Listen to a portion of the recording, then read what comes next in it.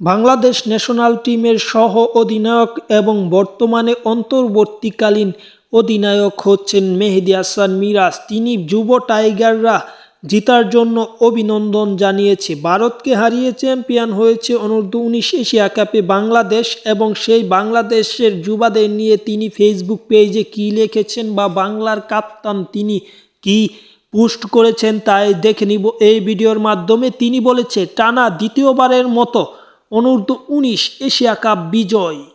তিনি আরও বলেছেন, অভিনন্দন তরুণ টাইগারদের। বাংলার এই অধিনায়ক অভিনন্দন জানিয়েছে এই তরুণ টাইগারদের, পাশাপাশি বাংলাদেশ যাতে ভালো খেলে সেই কামনাও তার কাছ থেকে পাবো, কারণ বাংলাদেশ ওয়েস্ট ইন্ডিজকে টেস্ট হারিয়েছে, এবার ওয়ানডে হারানোর লক্ষ্য। যাই হোক, চ্যানেল সাবস্ক্রাইব করে রাখুন, আপডেট পেয়ে যাবেন সকল। ধন্যবাদ সকলকে।